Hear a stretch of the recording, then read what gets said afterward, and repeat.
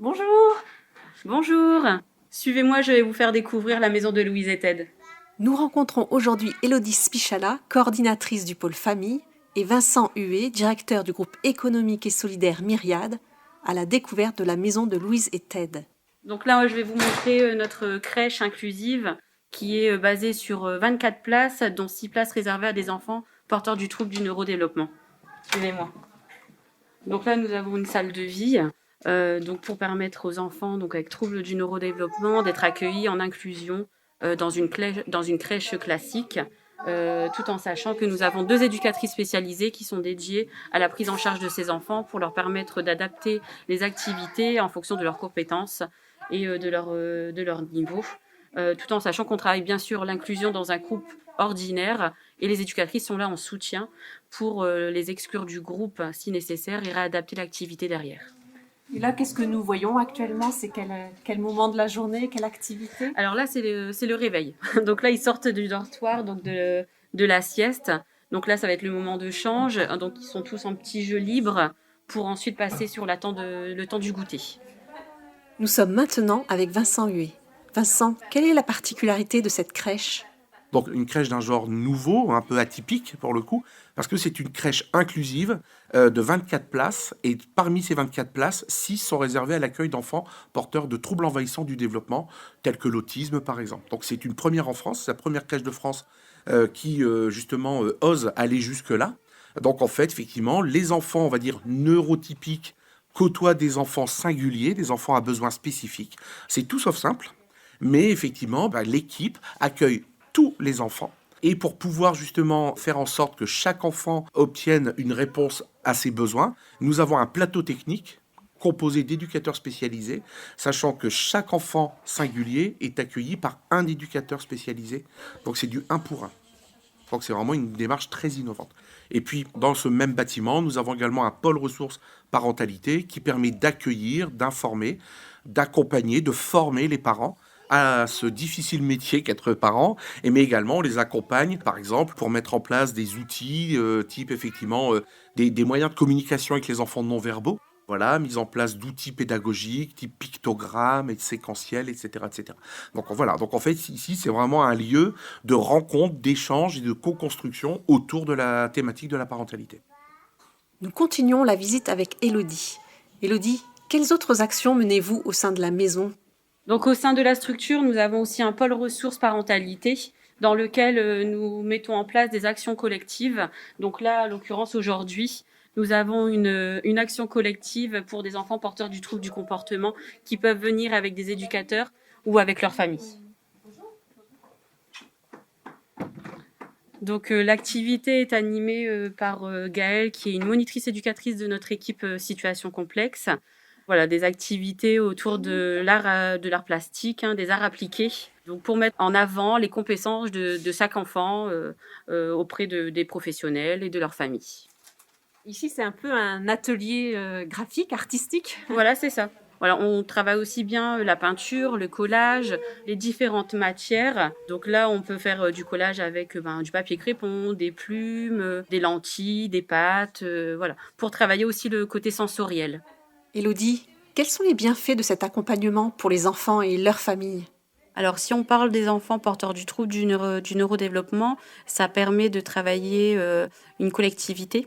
Certains enfants ne sont pas scolarisés ou n'ont aucun suivi sur d'autres structures. Où ça permet aussi de boucher un peu les trous dans la raquette, où par exemple d'autres enfants sont pris en charge à l'hôpital de jour, mais l'hôpital de jour consacre que des créneaux en demi-journée. Nous venons faire le complément et cela permet également de faire le lien aussi avec la structure de prise en charge et la crèche chez nous, où potentiellement nous pouvons mettre en plus de l'intervention à domicile, de l'aide à domicile classique d'un SAD. Le but aussi, c'est de développer d'autres crèches pour répondre aux besoins des familles. Donc un plan crèche a été aussi organisé où 6 crèches devraient ouvrir aussi prochainement. 6 crèches inclusives ou... Alors les deux, on a des crèches inclusives donc pour les enfants porteurs d'handicap, dont une devrait ouvrir à Armentières. Ensuite, nous avons aussi d'autres crèches à vocation d'insertion sociale, donc pour les familles ou les parents en reprise d'un projet professionnel, dont une doit ouvrir au printemps à William. Je reviens vers vous, Vincent. L'association est de plus en plus reconnue par les familles et les partenaires. C'est vrai que l'association est à présent très connue, reconnue par les familles, mais surtout par les partenaires. Alors effectivement, très majoritairement, les familles nous connaissent par le biais d'un tiers, donc soit un travailleur social de la CAF, du département. De plus en plus, les CCAS s'orientent aussi vers nous. Ensuite, nous avons un réseau de partenaires, donc des associations locales qui peuvent effectivement nous orienter des familles. Ça peut être un centre social, ça peut être une association de quartier. Nous, on a rencontré voilà, des associations, la CLCV, une association de consommateurs. On a rencontré le CIDFF qui travaille effectivement sur le droit des femmes. Je veux dire, tous ces acteurs-là peuvent à un moment donné devenir des lanceurs d'alerte, en tout cas des relais d'information. Et puis, vous avez raison, beaucoup de familles nous sollicitent en direct par le bouche à oreille. Bonjour, je suis enceinte ou j'ai telle difficulté, ma sœur, ma belle-sœur, ma voisine m'a parlé de vous, comment je peux faire, voilà. Donc, je vous rassure, on n'a aucun problème de recrutement pour les familles. C'est plutôt les professionnels qui parfois nous manquent. Donc, nous sommes 308 professionnels, on accompagne à peu près 5000 bénéficiaires à l'année. C'est beaucoup, mais les besoins sont énormes, donc on pourrait effectivement faire beaucoup, beaucoup plus. Quel est votre partenariat avec la CAF ? Comme je vous le disais, le partenariat avec la CAF, il est historique, voire presque ancestral. À la fois, effectivement, ce qui est intéressant, c'est que la CAF prône, entre guillemets, une valeur qui est chère à nos yeux, c'est l'universalité du droit.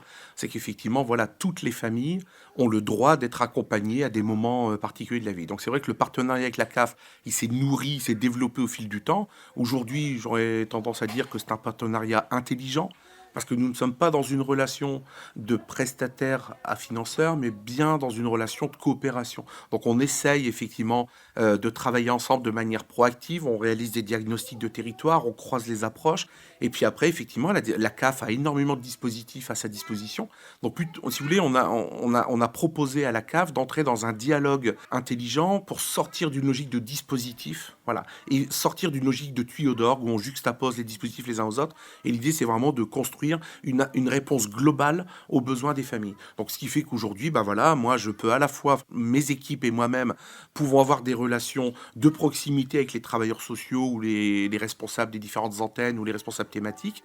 Mais moi, je peux également, parallèlement à ça, travailler avec, j'allais dire en centrale, donc effectivement, tout le pôle mail avec qui on arrive à travailler intelligemment. Et c'est justement cette logique qui consiste à travailler à la fois immédiatement dans le concret, mais en ayant une vision prospective aussi, sur des besoins futurs, sur l'évolution de la société. C'est ça que je trouve intéressant. Vincent, comment vous contacter ? Alors, si vous voulez nous contacter, vous pouvez nous trouver sur Internet. Donc, vous cherchez soit GES Myriade, soit pour une approche plus ciblée sur la famille. Donc, c'est l'association AMFD Métropole Nord-Est qui porte cet axe. Et vous pouvez également les appeler donc au 0320 73 64 37.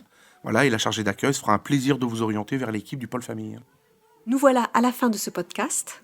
Merci Élodie et Vincent pour la présentation de la maison de Louise et Ted. Retrouvez-nous dans notre newsletter Acteurs, sur notre site caf.fr et notre chaîne YouTube. Merci pour votre écoute et à bientôt.